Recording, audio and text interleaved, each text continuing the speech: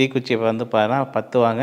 அடுத்த நிமிஷமே வந்து பார்த்தீங்கன்னா, அப்படியே சனசனமாக எரியும். மேலே வந்து ஜோதியாக வரும்னு பார்ப்போம். ஆனால் அப்படியே வந்து ஒரு வகையான சவுண்டு வந்து அப்படின்னு ஒரு சவுண்டு வரும். இல்லைன்னா வந்து பார்த்தீங்கன்னா ஒரு விதமான சவுண்டோட அந்த இது வந்து பார்த்தீங்கன்னா அமைஞ்சிரும். திரும்பி தீக்குச்சியை பற்றிட்டே இருப்பாங்க. தீ வந்து பார்த்தீங்கன்னா அணைந்தான் தவிர பற்ற முடியாது. கடைசியாக சி போ அப்படின்னு விட்டுட்டு போயிடுவாங்க.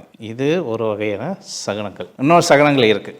என்ன சகுனம் இருக்குது? கணவன் மனைவி 2 பேர்த்துக்குமே ஒரு புரிதல் என்பது இருக்காது. கணவன் நல்லா தான் சம்பாதிச்சிட்டு வருவார். மனைவி வந்து பார்த்தா என்னத்தான் சம்பாதிச்சிங்க, என்னத்தான் வீடு கட்டி வச்சுருக்கீங்க அப்படின்னு வீட்டு மேலே குறை, கணவன் மேலே குறை, பிள்ளைங்க மேலே குறை, அப்புறம் மாமனார் மாமியார் மேலே குறை, இப்படி குறை சொல்லிகிட்டே இருக்கக்கூடிய ஒரு சகுனங்கள். இது ஒரு இன்னும் சில பேருக்கு என்ன கேட்டிங்கன்னா, உடம்பு நல்லா இருக்கும், தூக்கி போடும். குளிர் காய்ச்சல் வந்தால் எப்படி வந்து பார்த்தா அடி உடம்புலாம் நடுங்க பார்த்திங்கன்னா, அதேமாரி தூக்கி போடும். அதை தூக்கி போட என்ன கேட்டிங்கன்னா, அவங்க வந்து கண், அதுக்கப்புறம் வந்து இப்போனா பேசக்கூடிய பேச்சுகள், சுவாசங்கள் இது எல்லாமே அவங்களுக்குள்ளேயே விரக்தித்தன்மை வந்துடும். இதை நீ போட்டு அமுக்குறாங்க, எனக்கு வந்து இப்போனா இந்தமாரி தொடர்ந்து வந்துகிட்டே இருக்கே அப்படின்ட்டு ஒரு பயம், அதிலேயே அந்த அனுப்பங்கள் இருக்க அந்த பயம் வந்துடும். பிடித்தமான பதார்த்தங்களை வந்து நம்மளால் சாப்பிட முடியாது.